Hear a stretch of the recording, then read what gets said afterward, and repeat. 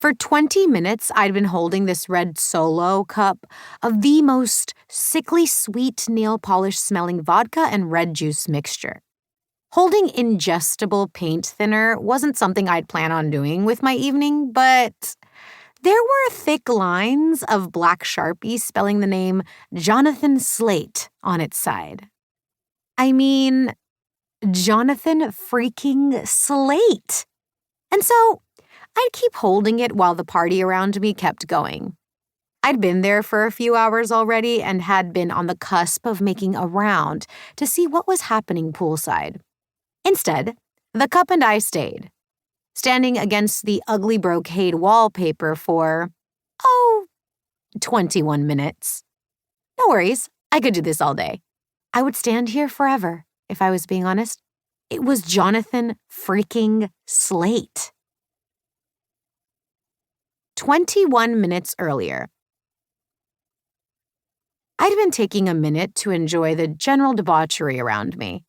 Picture almost any show on a premium cable network and you're halfway there already. When it happened. Hey, Pi, hold this for a sec. Thanks, I owe you.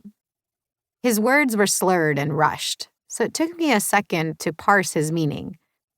But by then, Jonathan Slate's fingers had brushed mine as he handed the cup off to me. And obviously, we fell in love. Or I fell a little more deeply into my 3-year crush on a white boy who sometimes said nice things to me, but by all accounts might not even know my real name, which is Payal. Payal, not Pie. My parents would never name me after dessert pastry. Wait, no. One of my childhood nicknames was Laddu. Oh no, my whole life has been a lie.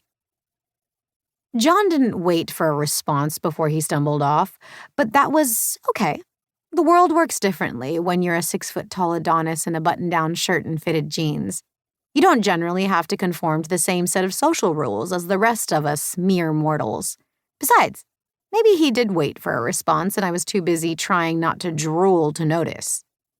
In case it wasn't immediately clear, people considered me to be a very cool person. Listen. John Slate was it. I'd had a crush on him since freshman year. He was in my very first high school class, and our Spanish teacher assigned us as partners on the very first day. I'd taken one look at his blue eyes, sun-kissed cheeks, and surfer boy blonde hair and was gone. Then we didn't speak again for 6 weeks, but he smiled at me every day. Or at least smiled in my direction, and one time he gave me his pencil. Not lent, gave. It was magical. I still had it. I loved him. Back to now. I wasn't entirely sure how I ended up at this party.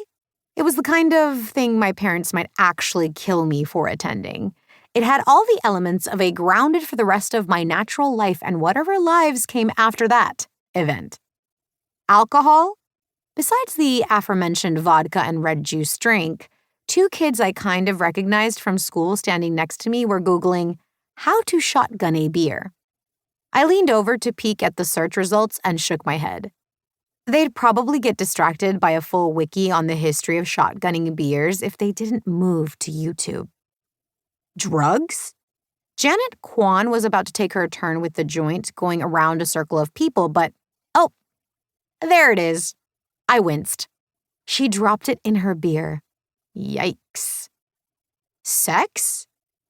Probably?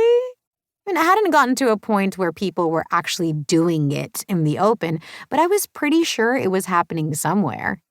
The house was one of those gigantic McMansions with a million rooms that littered South Florida thanks to the super-duper rich who moved here to build big, ugly houses. Which leads us to no chaperones. Rachel Finley's parents weren't even in town, and hadn't been for a while as far as I could see. They were on a yacht somewhere, or in Paris or Prague or who knows. I don't know how extremely wealthy people live.